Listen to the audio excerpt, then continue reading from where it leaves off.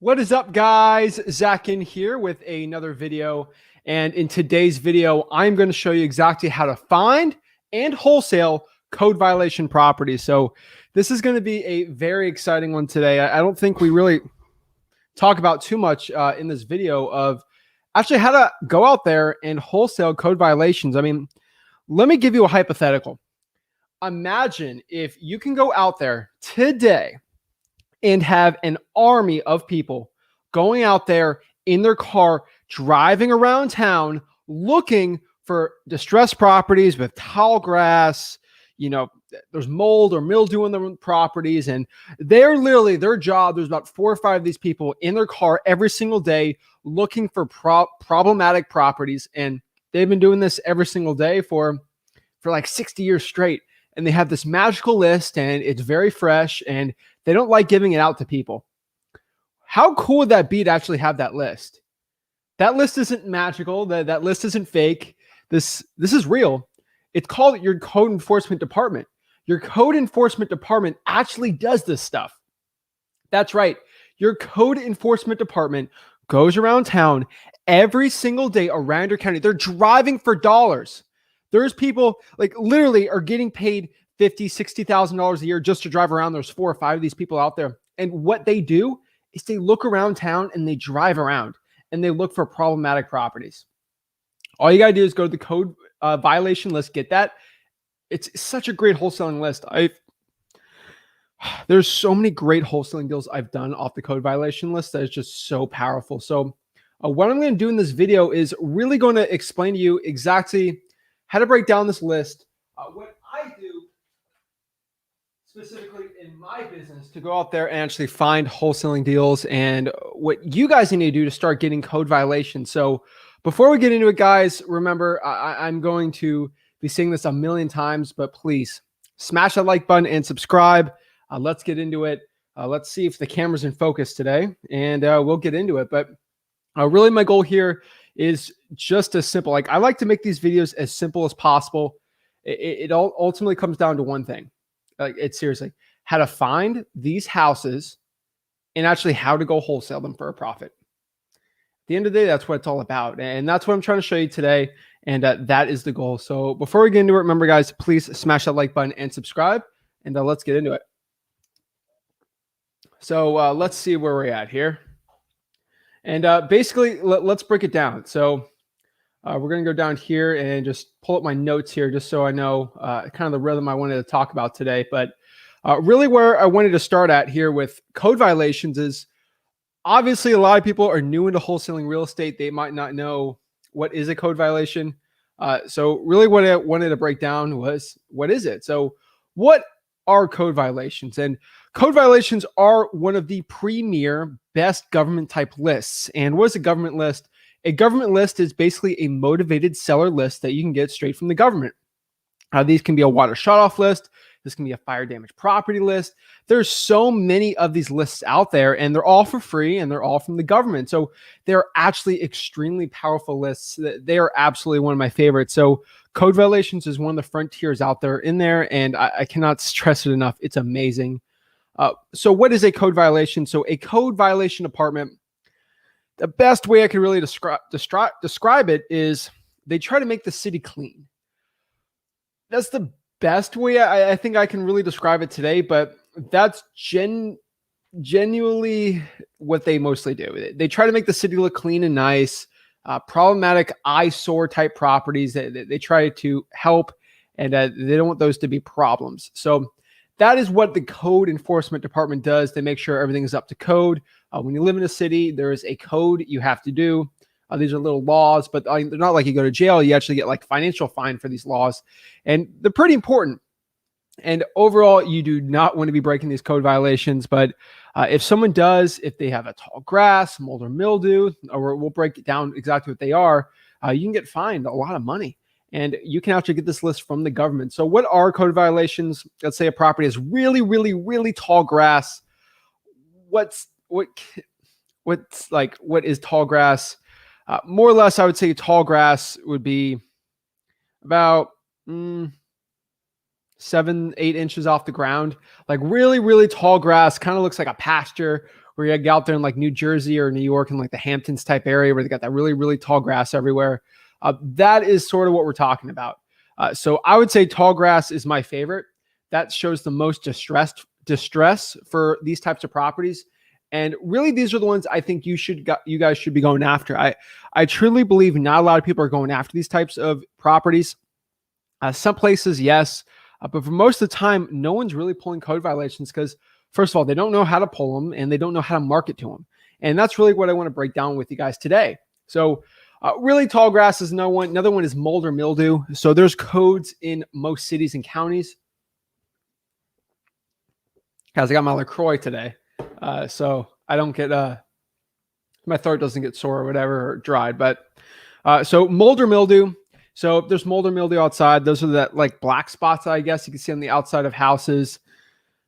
Even wood sheath houses have these too sometimes. And so those are another type of violation you'll get. The next one I really like, they're called structural issues. Guys, this is a live video, by the way. So whatever gaff or whatever I say, that's all I do on these lives. So I have a fun time.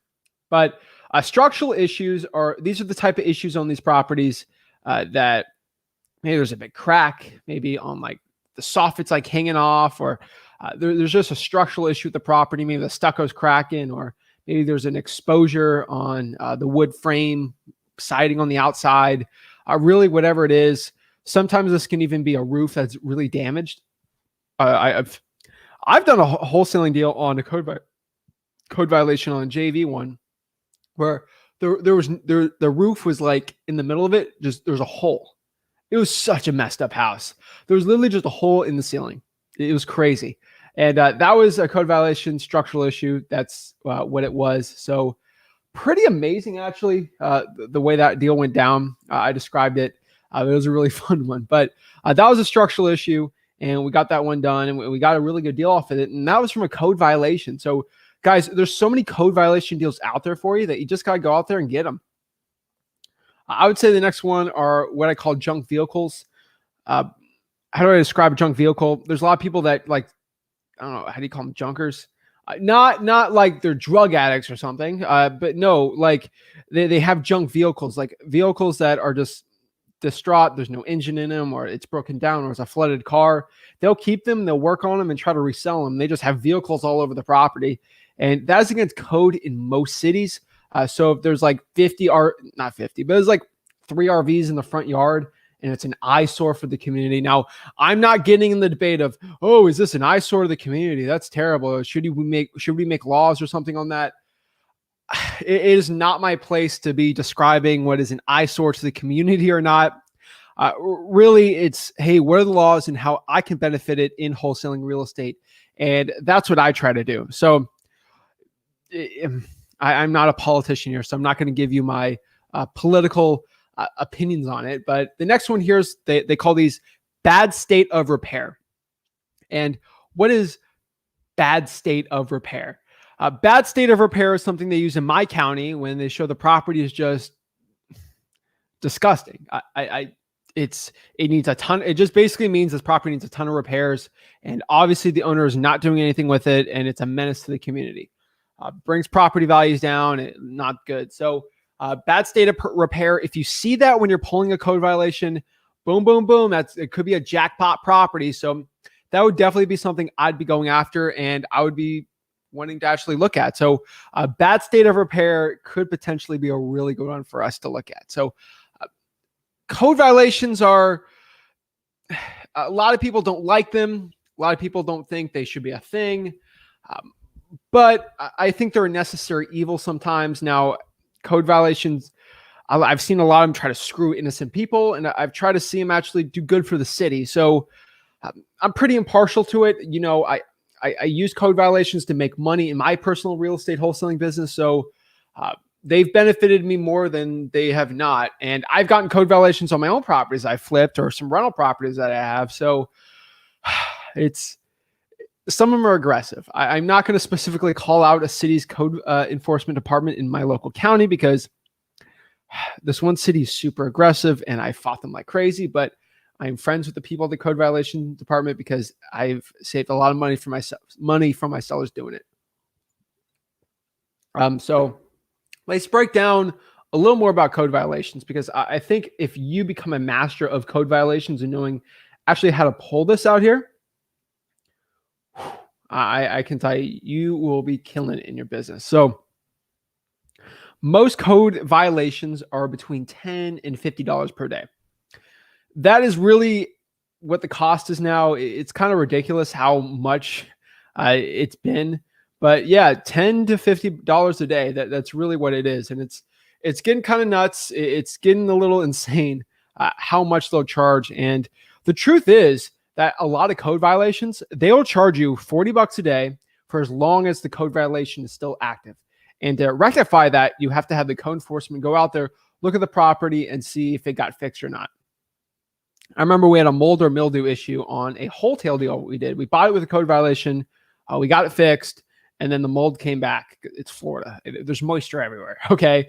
And it was during rainy season, and it was a little nutty, but code enforcement slapped us on a $40 per day fine, and they failed to notify me. And we're not going to talk about the specific city, but it's a pretty big city, so I'm not going to talk about it. But they slapped me for thousands of dollars on that thing, and it was crazy. And then literally, I sprayed bleach on the side of it and got rid of it. And they're like, "Yeah, you fixed that side, but upon further analysis, we saw there may be a structural issue. We have to go up a little closer and see in the inside of the house." I'm like, "You're not going the inside of my house," and they were such a mess with it. Eventually, we got it rectified and we got it sold. So a couple tips I'm going to tell you at this video how I got that done and how you can get a lot of code violations solved. How you can actually, this is another cool part about code violations, you can actually benefit your seller more than any realtor, even if they list it for top dollar. And really what I want to do is break that down too today, because I think you're going to be a beacon of light for your motivated sellers, and you will be you will provide such a great solution to them. It's going to be amazing. So I can't wait. And code violations can go up to $20,000. It is insane.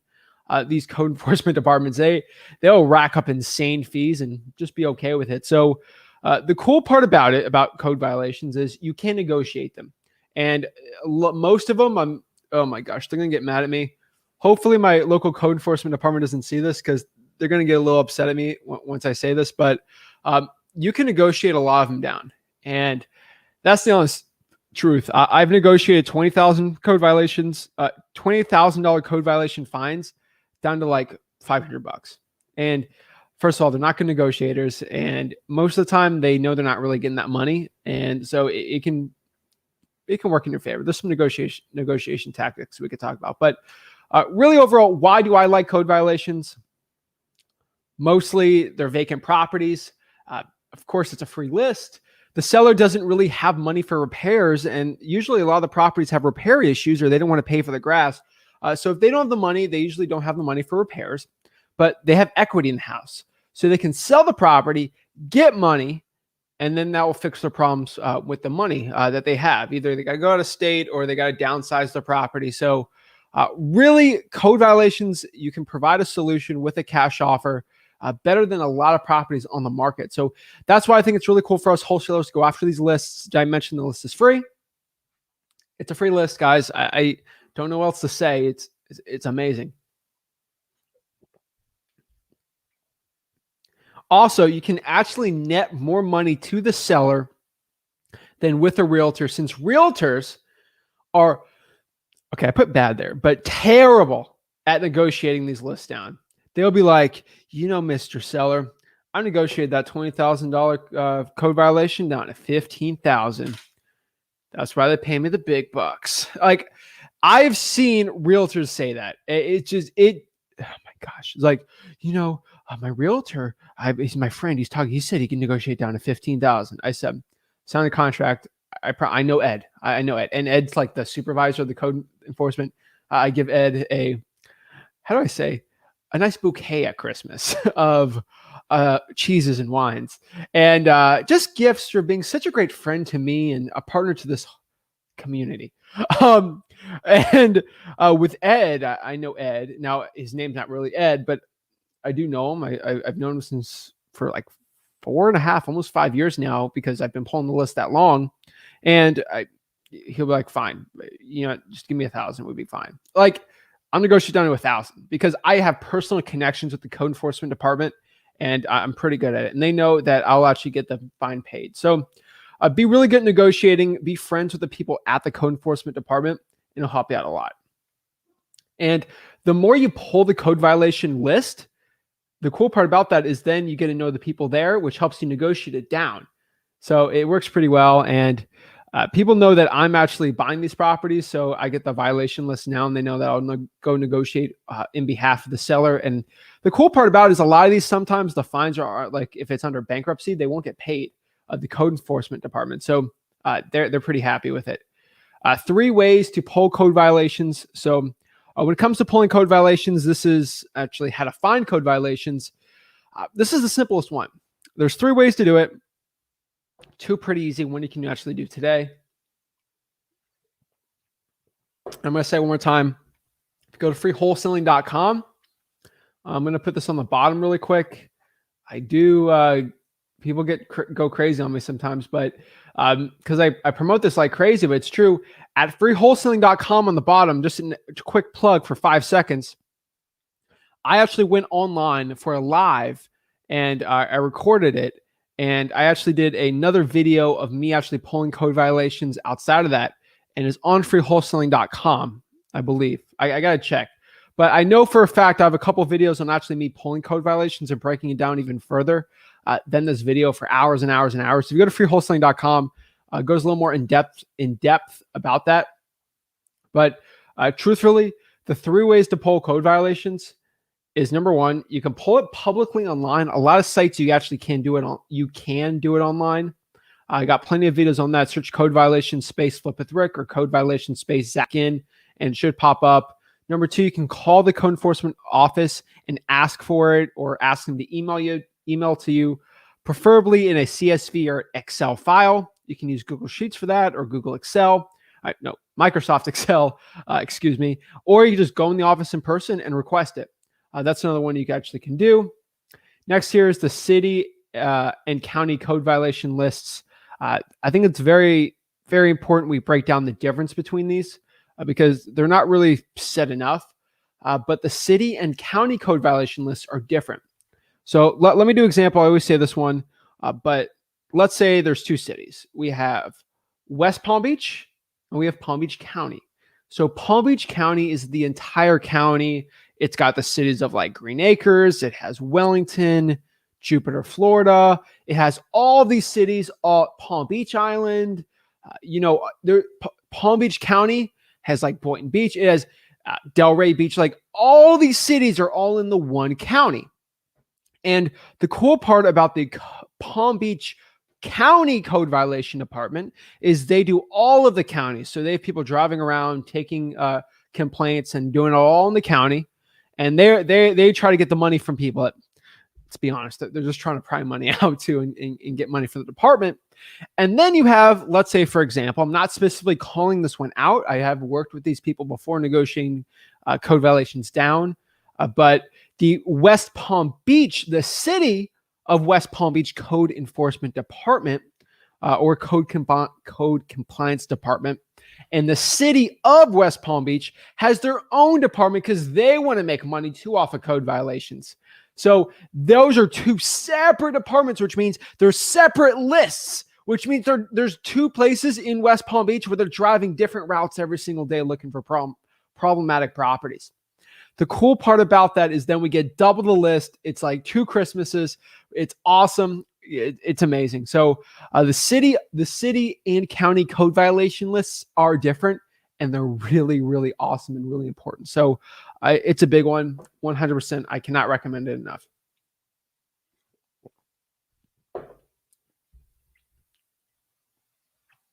Next here, it's a fun one, but tell the truth for you guys. Be a brat. And what do I mean by be a brat?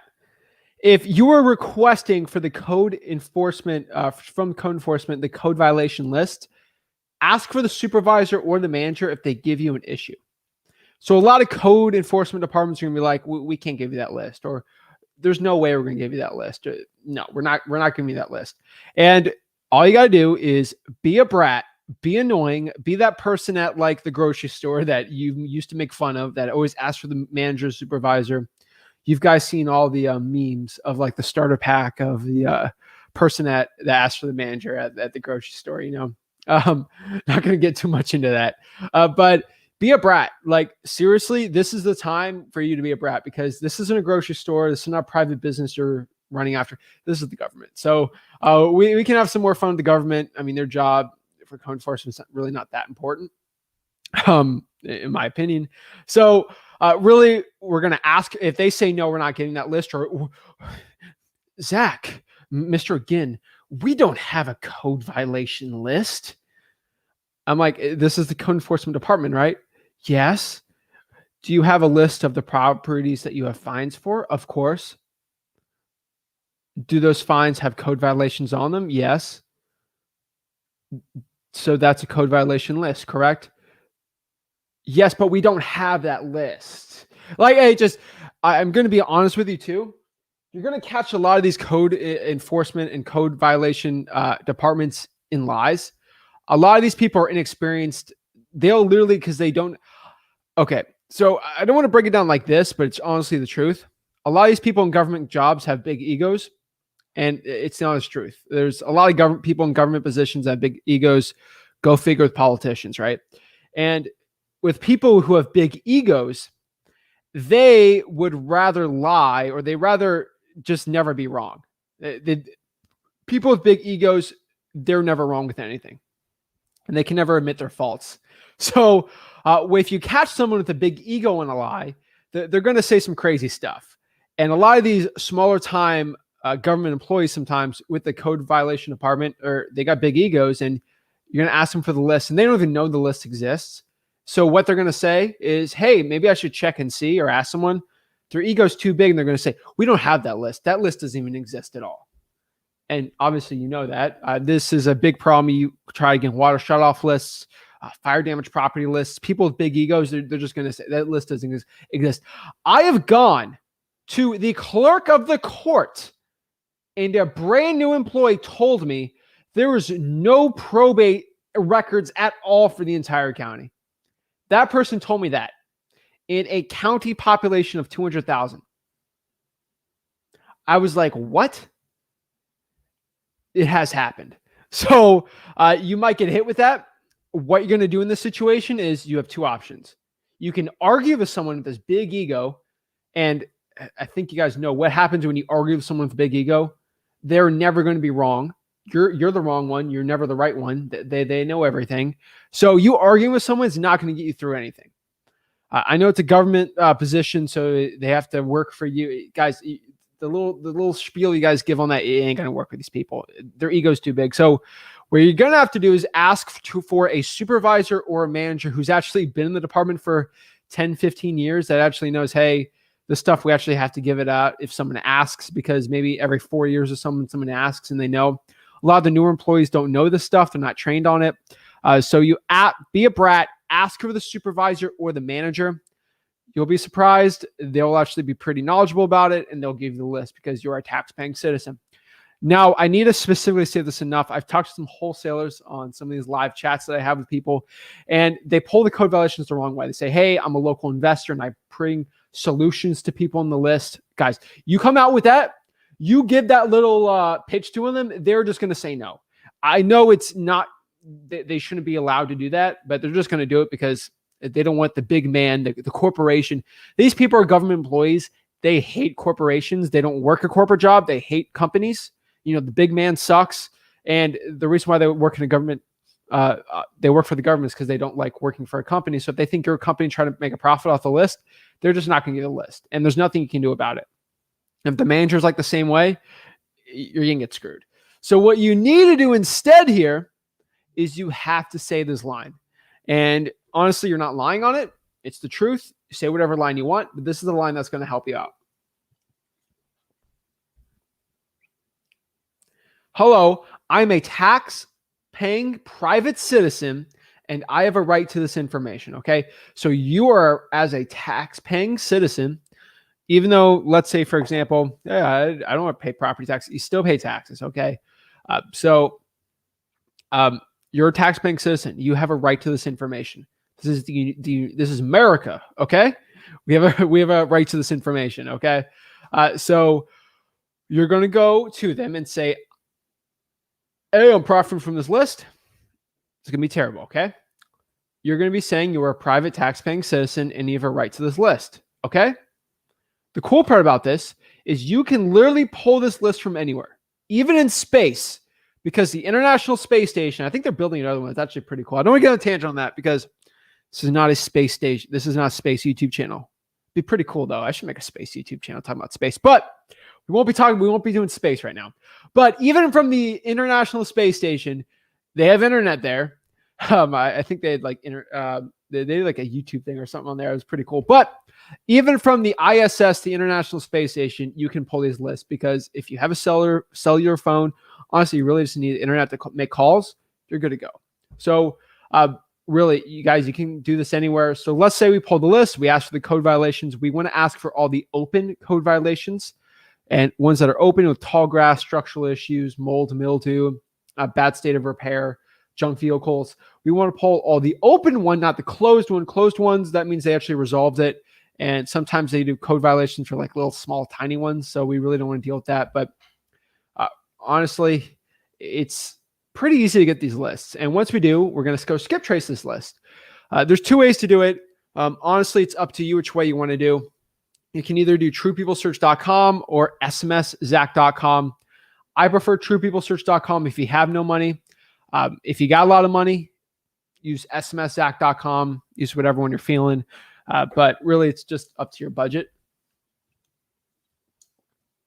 And then from there, you just cold call that list. Really not that different from other cold calls. Ask them if they're the owner of the property. Then ask them if they are interested in selling the property. After that, if they say they're interested, go to the 4 pillars of wholesaling. So you bring it towards, hey, why are they looking to sell the property? What's their motivation? Next is condition. What's the condition of the property? With a code violation, you can sort of guess what that is. Be pretty good. And then after that, you want to go after the time frame. So when are they looking to sell? Is this within 6 months, 5 months, 4 months, a week? We're actually doing a deal right now with someone. We signed under contract. We're closing in 10 days. Pretty crazy. It's a really good deal, but it's a mess, and it's be a full renovation on that one. But cold call that list. We're going to be asking that. And then last is price. And that's what we do from there. Next here is reverse drawing for dollars. What is reverse drawing for dollars? Well, reverse drawing for dollars is basically when we get a yellow sticky note and we go to the code violation properties and we stick that sticky note there. That sticky note's going to say something along the lines of it's me. It's going to be like, hey, this is Zach. Please give me a call back, and then put your phone number right there. And you usually get call backs. We ask them if they want to sell the property, and then go over the 4 pillars, meet them at the property, get the property, under contract, sell that contract for a profit, boom, and repeat, make wholesaling checks, and go from there. That's the name of the game for this, guys, and that is the point. Next here is direct mail. We are either going to give them a direct mail piece or a postcard. Really what you want to do really depends. I use offerpostcard.com for all my stuff, but really that's what you do. I kind of use offer postcard really for a lot of vacants. So, and like high equity type list with stuff. So, but for code violations, we'll throw them in there too. Next, we're going to explain to the seller how code violation works. I think it's pretty important that you start pulling the list and really getting educated on how it works in your city or county, and really know how code violations, you guys can read the code for your city actually on there, or actually when you're pulling the list to ask the code enforcement department, where do I find the code or the laws in the city? It's actually pretty important to do. So that's probably what I would start doing. I would explain also to the seller how code violation works, what the fine per day is, how you can help negotiate it down. And then from there, your title company will help you actually learn the process of negotiating these things down. It helps a lot. So that's definitely what I do. And then lastly here, what we really want to start breaking down is, let's see. Okay, sorry, just had to see something real quick. But we got to explain to the seller how the code violation works. But at the end here, we got to explain how it works for their net profits at the end. And how does this work? Let me try to break it down. let's say we have a $100,000 price on the property and we have a $3,000 code violation. Okay. That means the seller is going to net around $97,000. Okay. Let me explain this one more time. There's a $100,000 price on the property. That's what we have it under contract for. Let's say we sell it for $120,000. That means we'll make $20,000. Boom. I love $20,000 deals are the best, right? Like amazing. So $100,000 price, we're going to get this minus the $3,000, let's say in code violations. That means the seller is going to net $97,000. Overall, that's what I've seen, and that's where we get the best results. So that's all I got to say with that one. So let's break it down. I think we're getting a lot of questions, and I think a lot of people are actually getting some good information from it. So let me try to see how I can help the people out and what questions I can sort of answer. So let's get it going. So what side should the microphone be? All right. Sounds good. So yes, sir. Yeah, ready. Hello. Hope everyone's taking action and kicking butt. I love it. Let's see here. Kevin says, they gave me a list of code violations from my county, but how would I know what kind of violation it is? So Kevin, the way I would do it is I would ask. That's definitely the best way to do it, is just ask, hey, can you separate it, or only give me the tall grass, only give me the structural issues, only give me the bad state of repairs. That's the way I would start actually breaking the stuff down, because that's where I've seen the best results at. So that's really where I'd be going after these type of lists here. Where's Zach at? Sometimes I get like technical issues before I start this. So I think the one issue is that the camera, because it's like this stinking stupid, like big cinema camera. I got to figure out how to work it sometimes. And the HDMI thing was like not outputting for some reason today. So I think it took me like a couple minutes to get it done, but I had the wrong frames per second. So I'm still learning how the cinema camera type thing works, because I'm used to these little like professional like photography cameras I was using. So this is a photography camera, and then this is the cinema camera. Because, you know, I filmed a wholesaling documentary, so of course we got to get the cinema camera for that, right? I think the first 3 episodes were filmed on the DSLR camera, and then the last one is filmed finally on the cinema camera, because it came in and I had to learn how to use it. So the camera did make it for the documentary, which is kind of cool. What's up, Tony? How are you? Zach, is this live? I think it's live. I hope it's live. Lunch break with Zach and friends. Oh my gosh, why is your lunch break so late? Even on West Coast, that's 2 p.m. Zach, let's go. Let's go. Code violations are money. Cha-ching. I'm telling you, they are absolute money. Let's go. Nice. Let's go. What's up? What's up from Boston? Tax capital. I mean, code violation capital. Oh my gosh. Didn't you guys do a little revolution a couple hundred years ago over taxes? All you guys do is just spike them back up. That's all a joke, though, Steve. But seltzer is the best. This is just water, guys. People tell me like, "Oh, Zach, well, you're getting your seltzer," and wink, wink. This is literally just water, guys. Okay, like seriously, I don't drink at all. So this is water. I get this from Publix. Okay. Oh my gosh. The city sent me this email today. I spoke with my boss, and we are unable to provide you a list of properties. Let's start. Wait, look, are on mowing schedule at this time, as they are open cases that aren't public information. When they're, you got to go walk in the place and ask for a manager. Like I've said, be a brat and keep going. Are you doing comps in this live? No, this is a code violation one. Go to Wholesaling Houses for Real. We can do some comps in there. They legalized tall grass here. Talking about other type of grass, or what kind of grass are we talking here? But I think you're talking about they legalized having tall grass in your area. That's kind of weird. But all right, well, we can do structural issues then, right?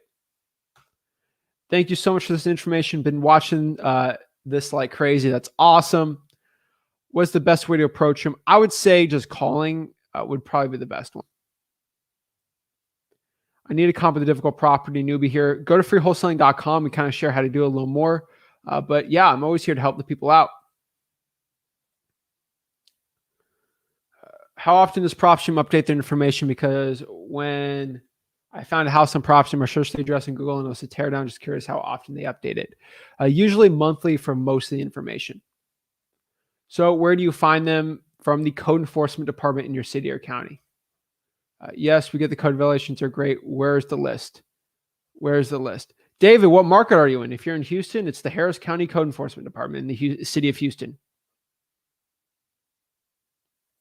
Public list from code enforcement departments. Yes, you just ask.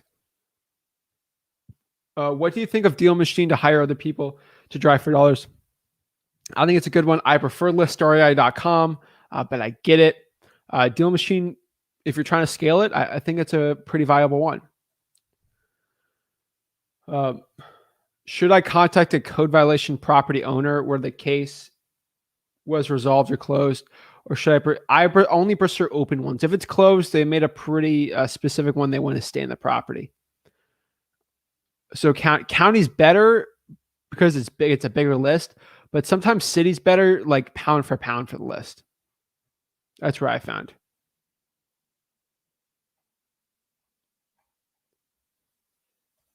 Barbara says, I have an unmotivated seller who's behind $20K in property taxes. Since he has no cell phone or home phone, I'll speak with him again in person. How can I tactfully bring the past taxes? Okay, so this is a tough one because you can negotiate code violations down. Negotiating taxes down is a completely different animal.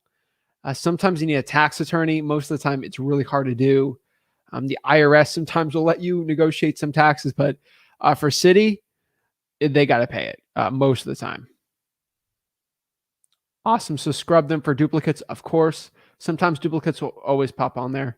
Can you talk about HOAs and code violations? HOA liens are different than code violations. HOAs are private, basically private entities. So you'd have to go HOA liens. I'm not the biggest fan of HOA liens. I think tax liens are way better because a lot of it is not as good as like a regular one. So yes. Or there is a list. Yes. You mean Karen. Okay. So everyone's saying Karen, and that's technically what the cool kids say. But there's a lot of Karens that actually watch this, and I don't think it's cool to make fun of the Karens because there's so many awesome women named Karen that watch my content and support the channel. I'm not going to call them Karens because there's a lot of awesome Karens in this chat that are killing the game. They're doing wholesaling deals. They're trying their hardest, and they are absolutely destroying it in wholesaling. So I'm not going to call someone that name because I honestly, I get the joke. But there's so many great women named Karen watching this and are always commenting on our stuff that I'm not going to say it. So that's why I don't say it. Oh my gosh. See, you got the people in the comments like this. There's some awesome Karens out there. So shout out to the Karens that always watch it, that like it. They watch the replays. I know who you guys are, how your gals are. I'm telling you, there's too many awesome Karens. If I've never seen a Karen comment or something like that, sure. But there are. And I want to respect them and their names. So we'll be going like that. Imagine if they use Zach as an example for like that. I'd be like, oh my gosh. So I have to respect them and their names. We won't say that, but they don't like working LOL. Yes. The code violation department. Thank you, Zach. Some even take money from China. Dang. Good. I'd follow the space channel. I got too many channels going on right now. I think we're not going to add in the space channel right now, but do you call the entire county or just the city to find the violations? I call both departments. Who do I call? Get the code violation. Usually, so you're in Inland Empire, the San Bernardino Code Violation Department, Riverside County Code Violation Department, or the City of Riverside Code Violation Department. It should be online. Just give it a quick Google search.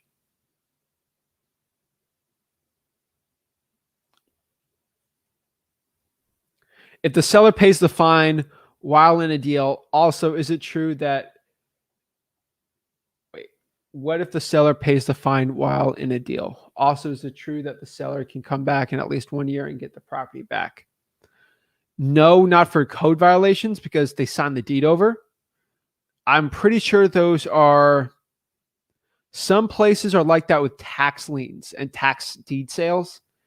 And some counties that do that, I don't even go near, because if you renovate the property and they take it back, that's stupid. So no, we don't deal with tax liens in those specific cities or counties. You'll know the ones pretty specifically because they'll go for pretty cheap. So that's it. Hey, Zach, what is up, Philip? Hello, anyone from LA? All right, sweet. We don't need no stinking large cameras. Zach is the Neo of wholesaling. That's the Matrix guy, right? This came out the new Matrix. I'm looking forward. I've watched all the Matrixes, but like I haven't seen it in a solid 4 years. Yeah. That's oh my gosh, that's Keanu Reeves. I would love that. That's cool. Appreciate that one, Merritt. What's good? What's good? What is up? How are you guys doing today? Yo. Let's get it. Let's get it, guys. Let's make some money today. See, Kevin says, they gave me the list already, but with the violation number, can I get into the website and see what kind it is, or might as well go into PropStream? Maybe the violation number, sometimes the first 3 letters mean something.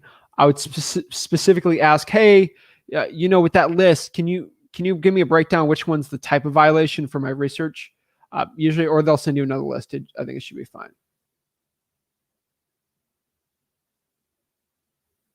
Let's see. Steve says we're ready for another revolution. Oh my gosh. We're not even going to get into that. So Isaiah, what's up from the code enforcement department in the city or county? There's ones in the city and in the county. There's separate ones. Let's see here. What's up, Tony? What is up? Victoria says, I had to go through 3 different people to get the pre-foreclosure list. Do you recommend calling code enforcement or just showing up? I would call them and show up if they're giving me a big issue. That's definitely something I would start doing. Let's see here. Ben Horton says, see, that's awesome. There are great women named Karen.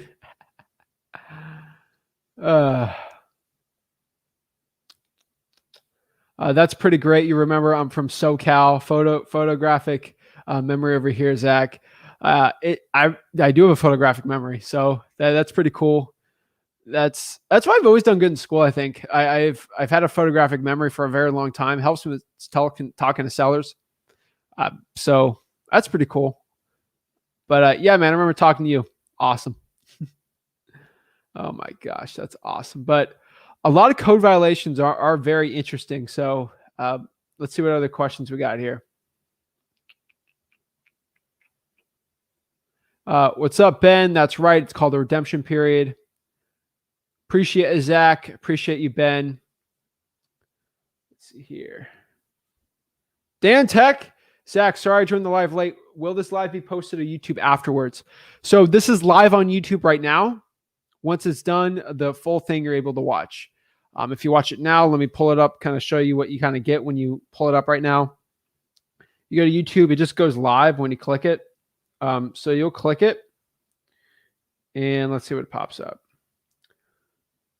So you get a quick guru ad when you click it, unfortunately. And when it's live, you can't really scroll. You can scroll back, I guess, if you want, but really, I don't want to show that. So yeah, I'll just pop up my face on there, which is kind of cool. But yeah, so you watch it live. Every live I do will be just there forever after the live. So that's pretty cool. Just click a button and we go live and broadcast to the people. So yes, it's all there afterwards. Also, let's say YouTube decides one day to take down all my stuff. I got I back up all my videos. They'd be on they're all backed up like crazy. So don't even worry. I got the master files, and a lot of videos, a lot of the education still on freewholesaling.com. So it's all there, all here to help the people out. So let's see here. Memphis, Tennessee checking in. That's a great market. I think Memphis, Tennessee is a really good one. That's definitely a popping market right now. Memphis is cool because they're all really cheap properties. Not obviously there's some good ones. I mean, obviously there's some expensive ones. Graceland, for example.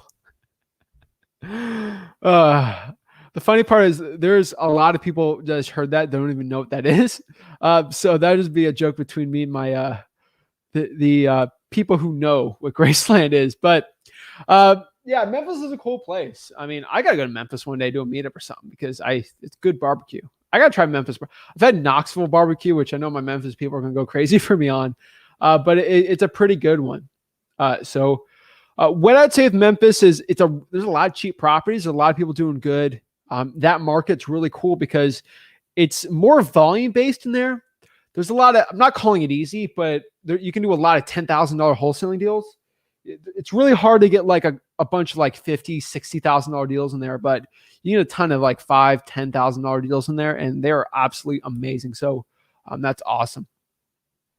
But thanks, Ben. Appreciate it. Hit Ben up. I guess you got a JV and get his information on there, but it'd be pretty cool. Wayne says, "What's up, Zach? I'm in Tampa. I remember you, man. You give me the dolphin emojis. What's up? Brownie points. I'm in Tampa. I guess no one wants to squat up. I find the deal. Can you be my cash buyer?" I would JV with you. I'm not really looking to flip anything in Tampa just because I'm flipping enough where I'm at. But I can JV. I got plenty of cash buyers in Tampa to help you out. So of course. Let's see here. When negotiating a sale with the seller, how do you deal with their pushy boss family members? That's a fun one because I'm dealing with like one of those very, very similar situation now with a very, very pushy family member. That's the way I can really describe it. And the way is you just have confidence. That is definitely the best way to do it. And that's what I would definitely recommend right now. You just have to be very, very confident when you're talking to these sellers, and your confidence will protrude onto the actual seller and the pushy or bossy family members. That's the best way I can really describe it, and that's probably what I'd start doing. So be confident when you're talking to sellers. Actually just show that you know what you're doing and you can actually provide the solution. Always being nice, always showing that you care. That will always be the best. So can't really say it enough. That's definitely one I just got to say. Show confidence and you'll do very well with your seller. So let's see here, get some water. All righty. I'm going to say your name. I'm wrong. Sorry. I'm really sorry. But Jade, just found the code violation in one of the towns that you listed in your top market video. Let's go. That's awesome.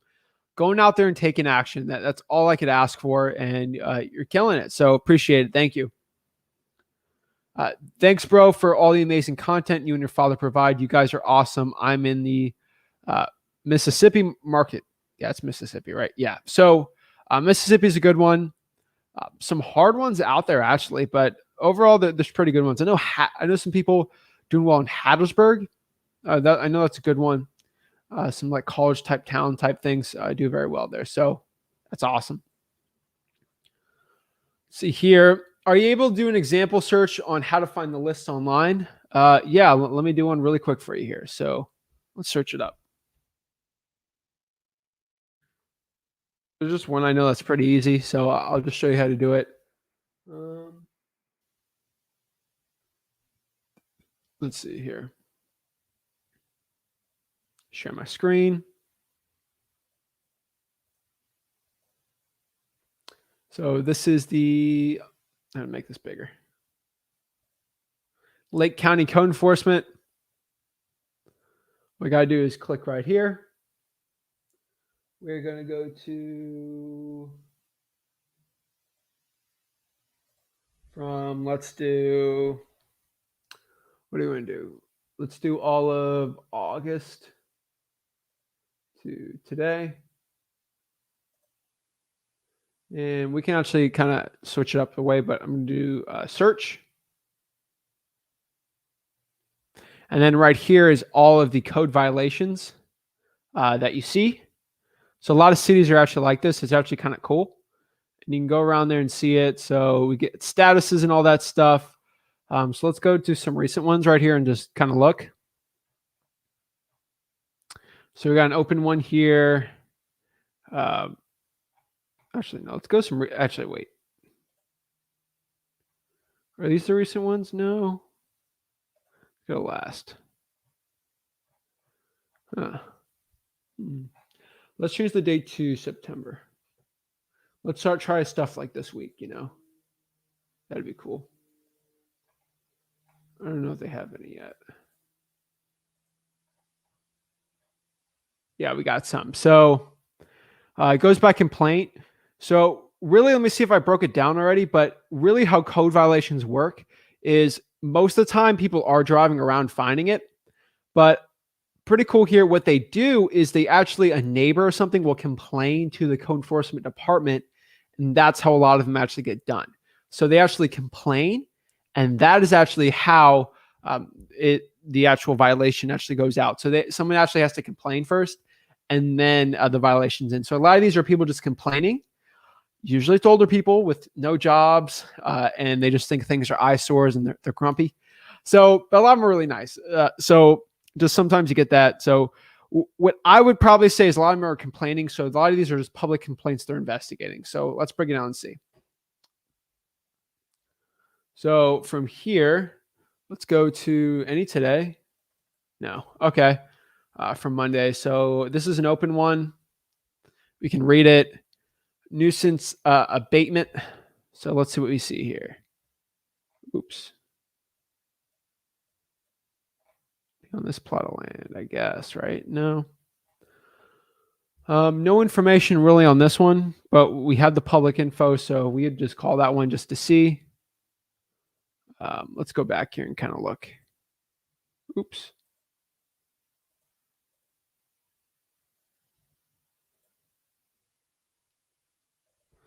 All right, let's see. Open right here. Miscellaneous violations. Caller said the berm on the property has been damaged. When in the world's a berm? Oh, shoot. Oh, those are the... Oh, yeah. Okay, those are like the slopes. That property has some damage on it. So, boom, I'd be going after that property easily.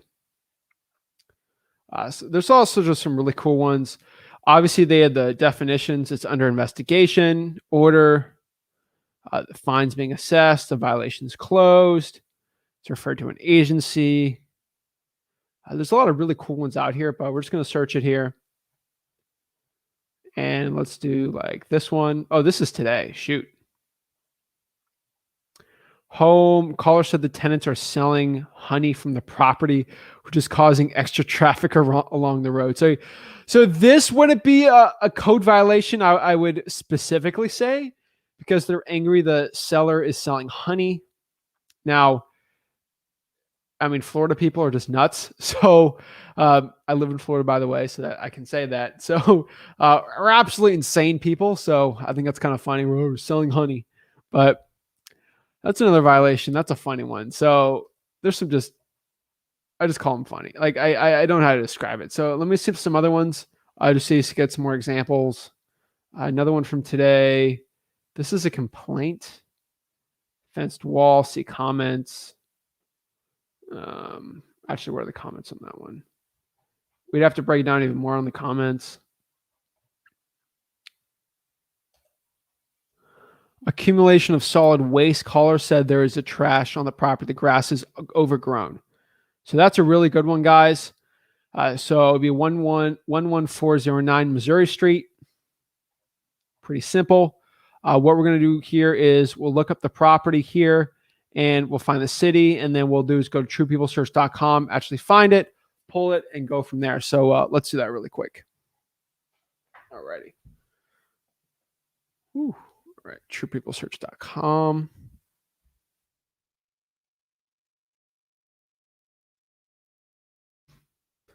So what I'm going to do here really quick is find the actual city. So 1148 Missouri Street. That's in Leesburg. True People Search. And then I'm going to go to, so let me try to share my screen.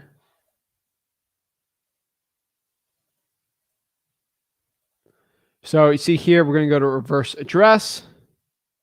And we're going to go back here and actually find the address. So the address here is 11409 Missouri Street. Paste that one in Leesburg, Florida. Let's go share my screen.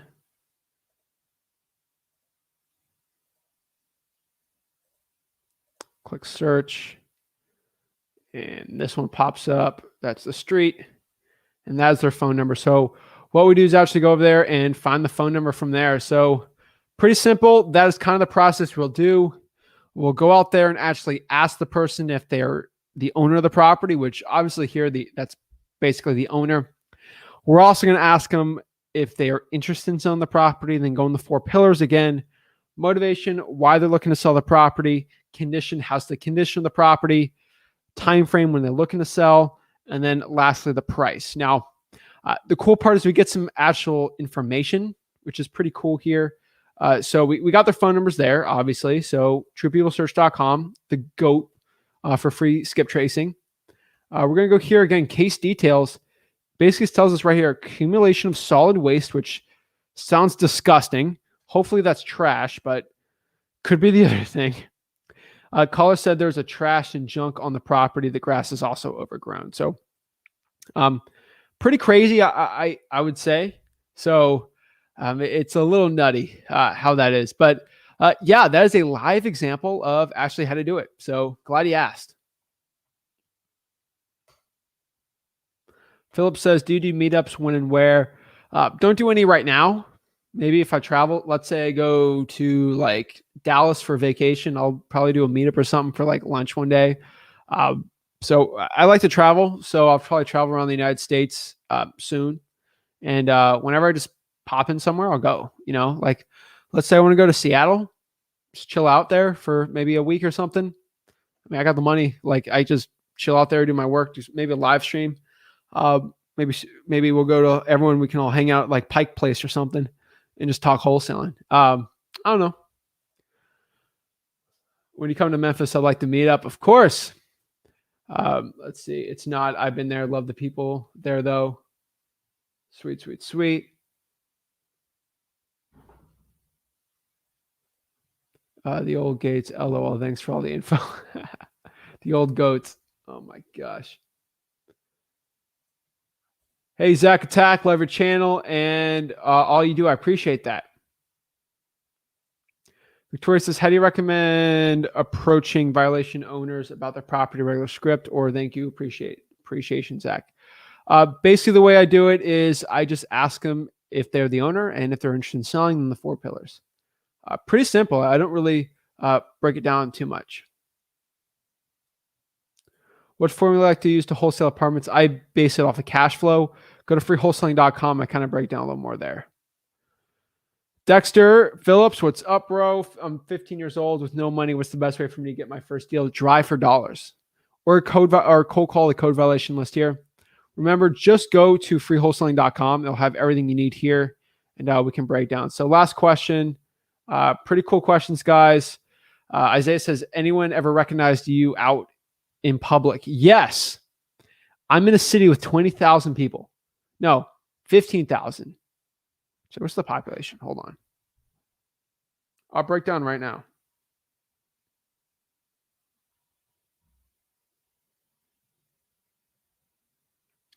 $16,000, okay? And with that, I get recognized not for wholesaling just because I was on the wrestling team or something. or people that I just know. If I'm ever recognized in public, it's literally people I know. Everyone knows everybody in my town. So everyone knows everyone, usually someone I knew from high school or just friends of friends. So never for real estate ever. I'm no Grant Cardone, Gary Vee type guy. Okay. I love people who just think they're hot stuff because they got whatever subscribers. Guys, no. No. I'm just trying to help people out. Okay, guys. Like, I'm never too big or cool for someone. But yeah, I've never been recognized as Zach Ginn, the real estate investor. But I appreciate it, guys. Guys, remember freewholesaling.com. Hopefully you guys learned some stuff about code violations, and